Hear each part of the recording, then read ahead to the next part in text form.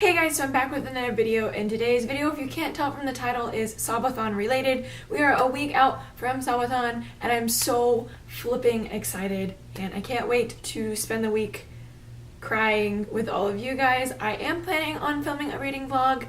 Hopefully that goes well. It should. The only thing that would interrupt reading would be work, and I'm also in an intercession summer class right now, but I don't think that one's gonna be too hard from what I can tell so far. But anyways, on to this video. It's going to be my TBR plus recommendations for the different challenges for the SobAthon. Quick overview for those of you who don't know what the SobAthon is. It is a readathon running from May 21st to the 27th, and it is hosted by Michaela at My Bookshelf along with myself, Rocky from Blonde with a Book, Becca from Becca in the Book, Samantha from Samantha Reading, and Katie from Beasley, who also runs a blog, but I can't remember her blog name. All their channels will be linked down below, along with the challenges and other information you need to know for the readathon. So obviously the first book on my TBR for this readathon is going to be our group book, which is The Astonishing Color of After by Emily X.R. Pan. This is a magical realism book. There is trigger warning, I guess, for suicide. Our main character's mother commits suicide, and she believes her mother was reincarnated into a bird, ends up trying to find her mother and goes to Taiwan to try to create a relationship with her mom's parents, who she never met, while searching for her mother, who is this mystical bird. I've heard it's very tearjerky, and that is the reason we chose it for our group book. For the challenge of a book that you've been putting off because you know it's going to make you emotional, I'm personally going with More Happy Than Not by Adam Silvera. I've owned this book for about a year now, and I've really wanted to get into it, but like just the stigma that goes along with reading an Adam Silvera book, it's very sad, and there's death, so yeah, but I'm gonna do it. I'm like finally going to read it, and I know I can probably hear like Rocky like in the background going, yes, finally, because she loves Adam Silvera. Some other good ones would be end of series, such as City of Heavenly Fire or Clockwork Princess. That one really made me cry. The Deathly Hallows, any end of a series. Between Shades of Grey by Aruda Sepetys. I've heard this one is very emotional. I believe it's set during World War II. I can't remember who it is, but a group of people being shoved out of their land and basically being shoved onto cattle cars. Not the Jews, it's another group, I can't remember who it is. I've also heard this one's really sad. The Lovely Bones by Alice Sebold. I watched the movie of this, and the movie's really sad, and you know, the book's obviously going to be sad. Codename Verity and Rose Under Fire by Elizabeth Wein.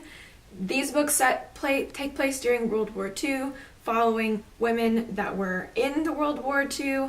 The first book, we follow a pilot and a spy, and that book was just wow, but it was so good. I haven't read this one yet, but I assume it's going to deal with some heartbreaking topics just like the first one did. Anne Frank, The Diary of a Young Girl, just because, you know, World War II again, and sadness. I don't know why, but they're all like World War II books, but they're sad, I guess. Those are at least books I have on my list, or books that I've recently read and were really emotional for. For the prompt of read a book that will make you happy, cry, I am actually stuck between two books right now. Before, I had originally already had my mind set on another book, but I recently got a second book that really makes me like want to read it. My original choice was My Life Next Door by Huntley Fitzpatrick. I've owned this book forever.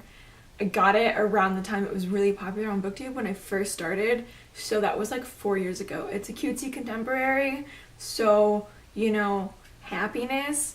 But then I recently got Put In by Julie Murphy, and I really enjoyed Dumplin', and I actually got to go to the launch party for this book because it was held not too far from where I live, and so I set it up to where I was going to go home, and I got it signed to me, and it was a great experience. So I don't know which one of these I'm going to read. I'm probably going to end up going with My Life Next Door because it's been on my shelf forever and I really need to read it, and maybe I'll pick this up in June. But as for recommendations go, I am not the best person to talk into in this situation, since a lot of like happy cry books are contemporary, and that is definitely not my specialty. But here's some recommendations for me. First off, I'm gonna have to go with Wonderlost by Jen Malone. If you've been on my channel for some time, you know how much I freaking love this book. It's cute, cutesy contemporary, traveling through Europe, and it's really a kind of finding yourself type of story, and I really enjoyed it. There's a love interest. It's super hella cute, and I really love this, and I think everybody should read this book. I'm also gonna go with Dumplin'. I don't know, I just really liked it, and the ending just had me like really smiling. Like, I was just like, I loved it so much, and everybody should read this book because I really loved it so much. I'm also gonna recommend pretty much any freaking Rick Riordan book. Really any middle grade book, really, because middle grade is always just so much fun, and I love the characters. Particularly, I am highly recommending Rick Riordan because his books are always just so much fun. There are some emotional traumas in some of the series, but you get over it, and it's just so much fun getting to be along with these characters and see their world, and like, I just really enjoy it. Along with that, I'm also going to recommend the first book in his new imprint, which is Arushan, The End of Times by Roshni Chokshi.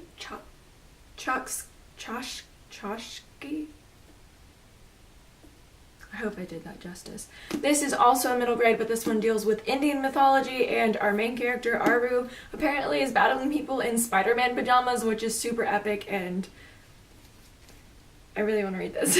Prompt of Reread, a book that destroyed your emotions. I had several options to go with for this one, and the one I'm ending up going, because I've really been wanting to reread it recently, is The Perks of Being a Wallflower by Stephen Chbosky.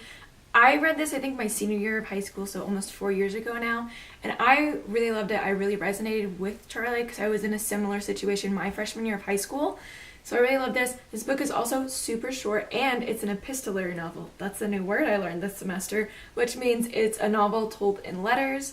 So a novel told in letters. He's writing to some random person. I still really want to know who it was he was writing to, so I really want to read this, and then that way I can rewatch the movie because the movie is one of my favorites as well. So for this, obviously it's going to be more personally based, like what book has destroyed your emotions so much you want to reread it, but I'm going to tell you some of mine, and maybe it's something you forgot about or something you weren't thinking about, and you're like, hey, that could work for me for this challenge. So first up, I have Eleanor in Park by Rambo Rao.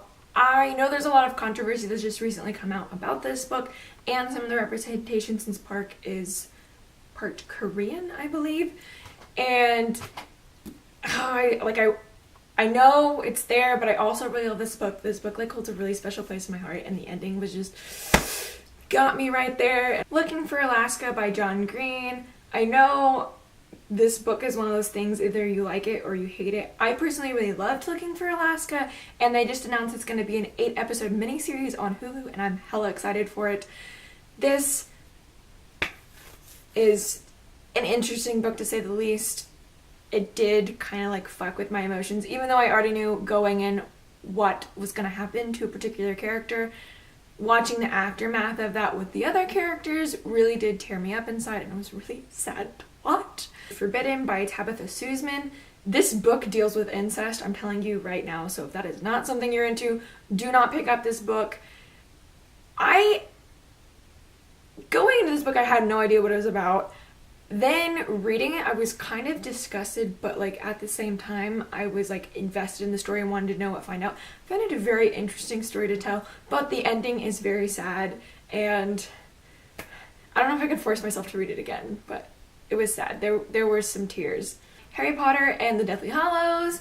I cried so hard at the ending of this book because she fucking killed off another 2 of my favorite characters that I will never forgive her for, because they deserved so much better than what happened to them. And then the last one I'm gonna go with, which might be surprising, is Yellowfang's Secret by Erin Hunter. This is one of the side quest books for the Warrior series, which, if you don't know what Warrior series is about, it's about cats that like have their own society out in the wilderness, and I 110% believe that's where I got my weird obsession with cats from. But yeah, this book deals with actually one of my favorite characters from the Warrior series, Yellowfang, and it was just so sad. Okay, I can't even talk about it. The last one I'm gonna go with is Clockwork Princess by Cassandra Clare. Holy crap, this ending, like I can never like stop talking about it because it cried. It made me in my book talk, which I will link up here somewhere for you to go check out if you want to. It literally made me cry on camera while I was talking about it.